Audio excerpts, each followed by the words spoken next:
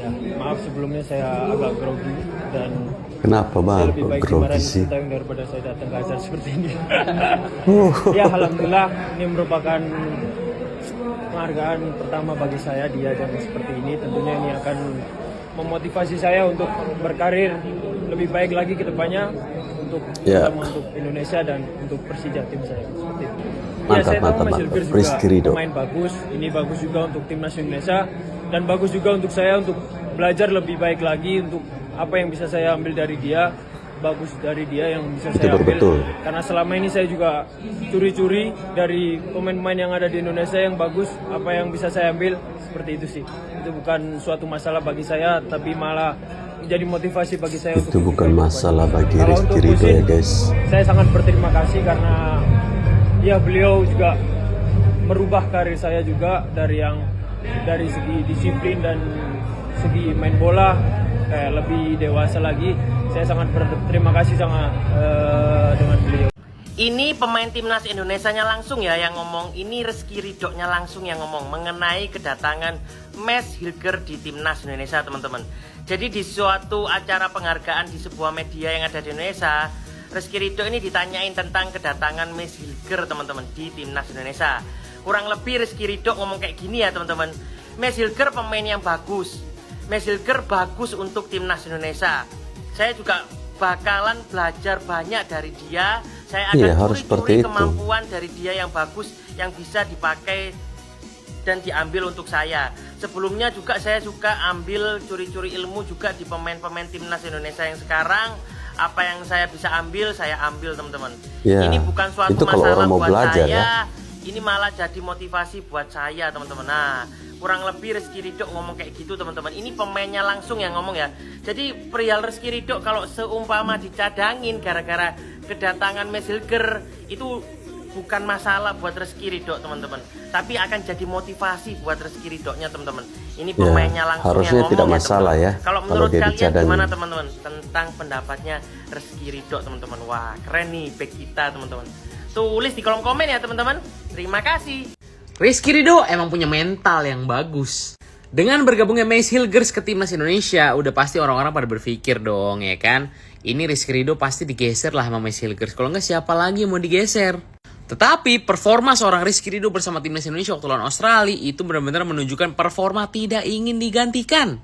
Ditanya mengenai kemungkinan dirinya digantikan dengan Mas Hilgers, ditanyakan mengenai pendapatnya terhadap datangnya Mas Hilgers, Rizky Ridho menjawab dengan berkelas.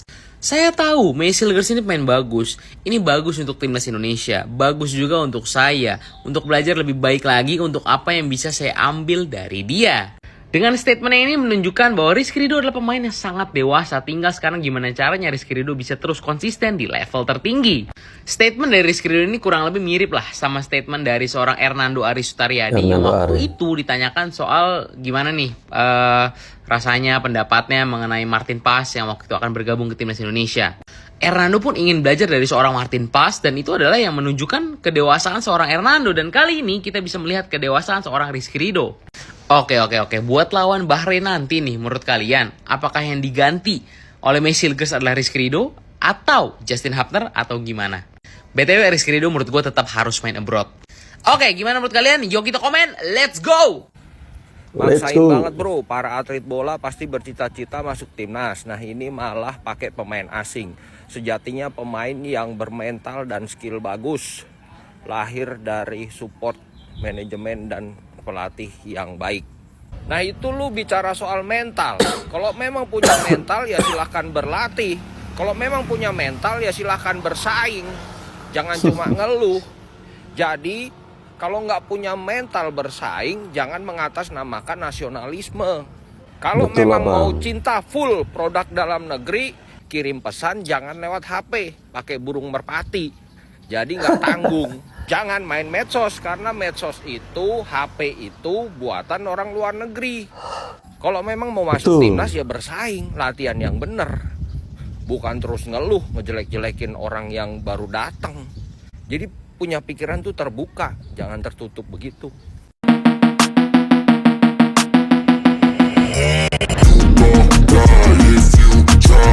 Just might get a little bit of trouble, KNIFE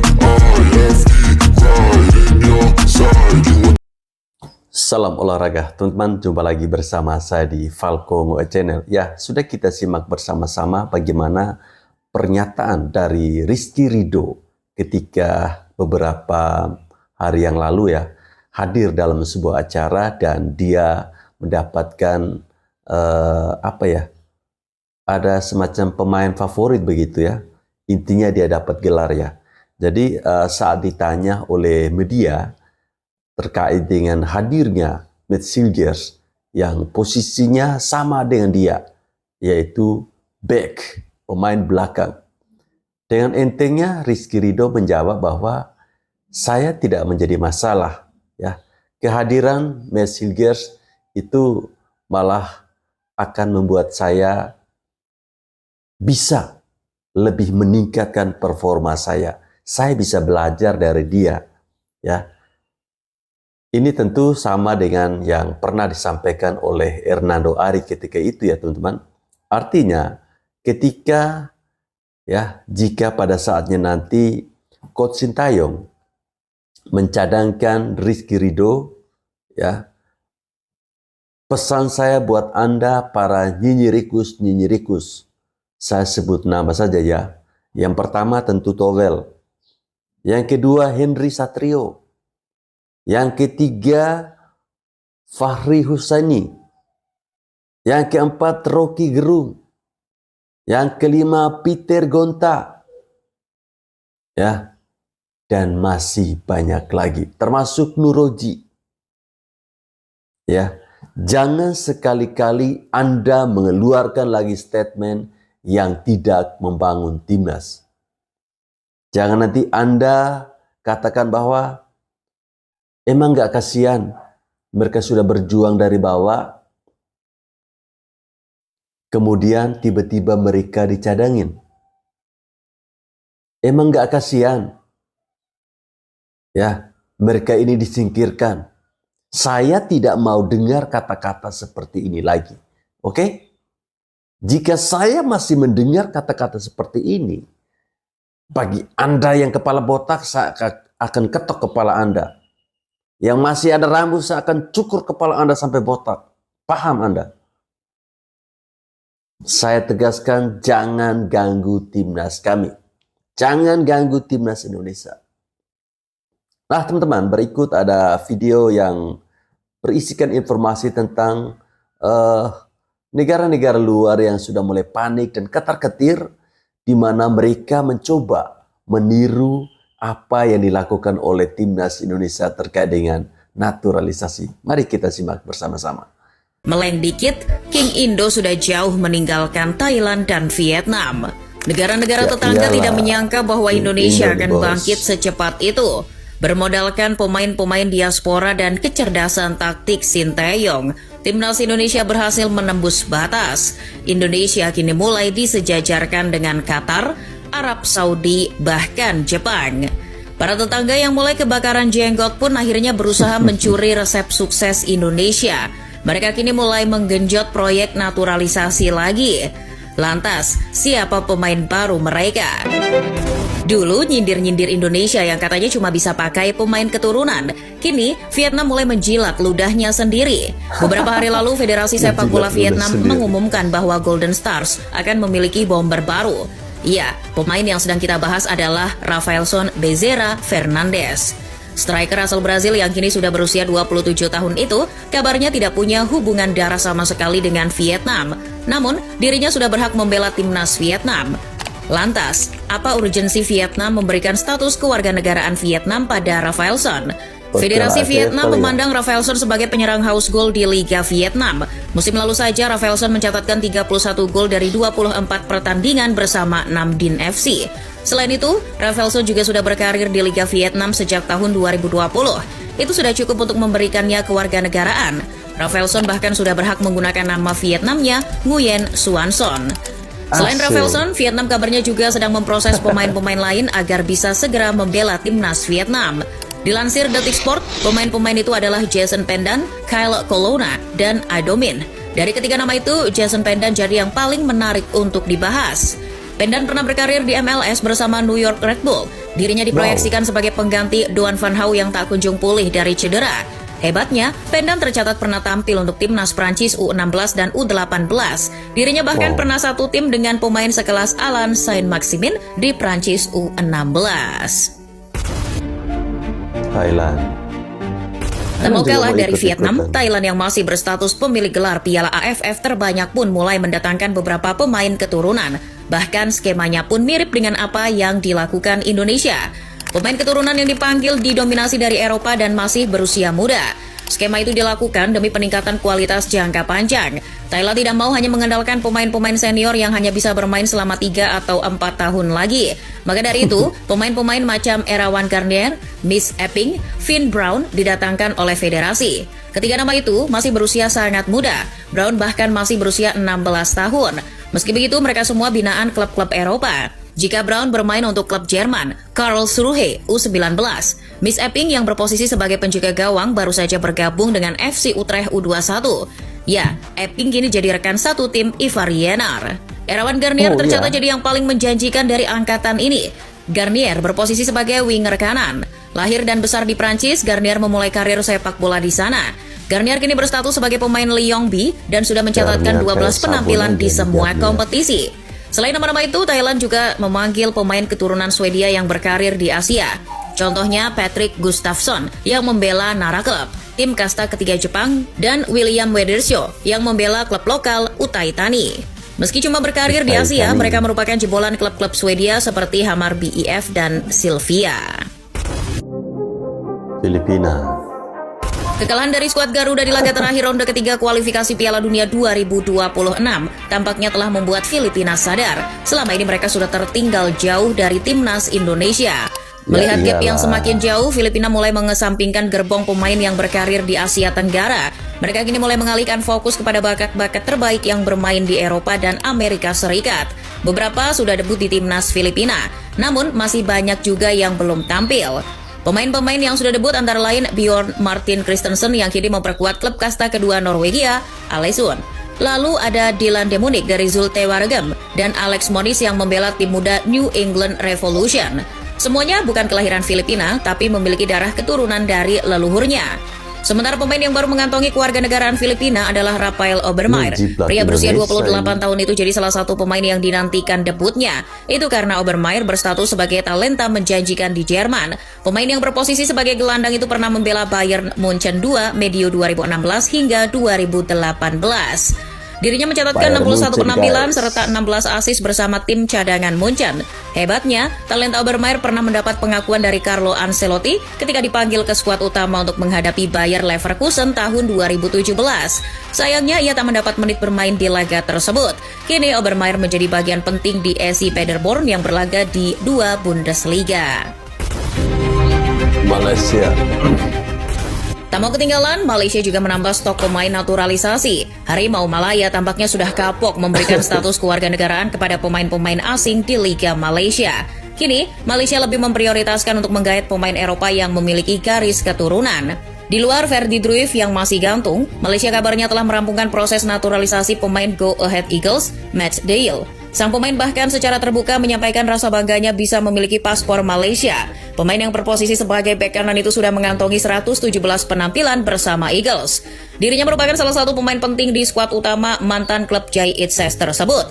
Atribut utama dari Dale adalah kemampuan transisi dan fleksibilitas. Selain bek kanan, pemain berusia 27 tahun itu juga bisa bermain di berbagai posisi lainnya seperti bek tengah, bek kiri, dan pemain sayap kanan.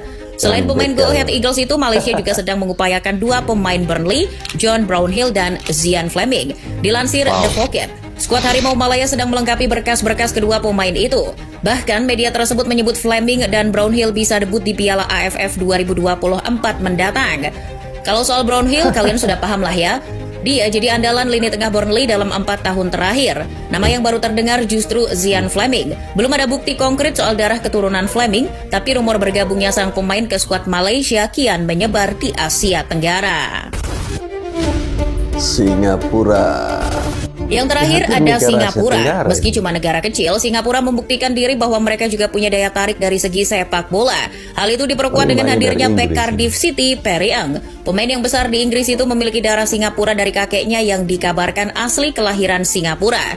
Kabar bergabungnya Perry Eng ke skuad Singapura langsung menjadi perbincangan warganet, sebab ia langsung menjadi salah satu pemain Asia Tenggara dengan harga pasar tertinggi, yakni 3,8 juta euro. Itu bahkan lebih tinggi dari Sandy Walsh. Market value Perry melonjak karena dirinya berstatus pemain penting di Cardiff. 5 musim berseragam Cardiff, Perry telah mengantongi 152 penampilan di semua kompetisi. Perry sendiri termasuk pemain back yang produktif, naluri menyerangnya sangat tinggi. Musim 2023-2024 saja dirinya mampu mencatatkan namanya di papan skor sebanyak 6 kali. Itu jadi yang tertinggi di skuad Cardiff. Selain Perry, Singapura juga menambah beberapa pemain baru lagi. Pembahasan selengkapnya tentang pemain naturalisasi Singapura bisa kalian simak di konten Starting 11 sebelumnya. Itulah negara-negara rival yang mulai menggenjot lagi proyek naturalisasi. Tapi kalau dipikir-pikir, buat apa juga susah payah menambah pemain-pemain grade A kalau cuma dipakai pas main di Piala AFF. Itu yang saya tunggu-tunggu ya. Pertanyaannya saya, apakah para pemain-pemain yang mereka tarik untuk dinaturalisasi ya, misalnya kayak Malaysia tadi, kemudian Singapura, Thailand, Vietnam, Filipina, kira-kira mereka mau nggak ya? Kalau hanya untuk menaturalisasi pemain grade A supaya bisa bermain di Piala AFF. Ini menjadi pertanyaan besar. Ya, kalau mereka mau itu puji syukur ya. Artinya mereka punya niat yang tulus untuk membela negaranya. Tapi kalau mereka tidak mau, tentu ini akan menjadi bahan tertawaan bagi netizen-netizen Indonesia. Ini kan beda. Negara-negara di Asia Tenggara ini sebenarnya mereka ingin meniru apa yang dilakukan oleh Indonesia saat ini bersama dengan Ketua Umum PSSI Bapak Erick Thohir. Yang dilakukan oleh Ketua Umum PSSI Bapak Erick Thohir itu sangat jelas. Karena beliau punya cita-cita bahwa Timnas Indonesia harus bermain di Piala Dunia dan itu sudah dipersiapkan jauh-jauh hari. Ya, sekarang boleh kita katakan bahwa yang dilakukan oleh Bapak Erick Thohir selaku Ketua Umum PSSI kita itu sudah sukses dan mulai berjalan di rel yang benar ya. Tapi negara-negara tetangga ini ibaratnya apa? Tahan mobil dari belakang ya. Kita mobilnya sudah jauh di depan, mereka baru panggil, tunggu. Ya, tapi apapun itu kita tetap memberikan apresiasi. Kita sebagai orang Indonesia harus bangga. Para tetangga-tetangga ini mulai mencoba untuk meniru apa yang Indonesia lakukan. Ya, kita doakan saja semoga mereka juga bisa sukses kayak Indonesia ya. Tapi di Piala AFF, kita kan levelnya sudah di Asia sama dunia ya. Itu ya. Komentar teman-teman terkait dengan negara-negara tetangga yang mulai meniru gaya Indonesia gimana? Karena negara-negara tetangga ini boleh saya katakan bahwa dulunya mereka ini sangat menghina Indonesia. Teman-teman bayangkan ketika di Piala AFF saja, kita sering menjadi bulan-bulanan. Bukan karena menjadi lumbung gol, tapi tidak. Bulan-bulanan karena diserang. Ya, karena Indonesia selalu menjadi runner up, masuk final berkali-kali tapi tidak pernah juara. Ya, tapi sekarang kita buktikan walaupun kita jarang juara di Piala AFF, tapi kita menjadi negara satu-satu yang masih berada di kualifikasi Piala Dunia round 3. Keren kan? Thailand pemegang juara Piala AFF terbanyak, tapi apa? 0 keboak. Teman-teman jangan lupa ya, jika ingin berbelanja baju silakan klik link yang ada di kolom deskripsi ya. Jika teman-teman ingin mendukung channel ini agar terus berkembang, teman-teman silakan memberikan sesuatu lewat ada di channel saya yang tulisnya super ya. Itu geser sedikit di samping tombol subscribe. Terima kasih telah menonton video ini. Salam olahraga, gacor timnasku.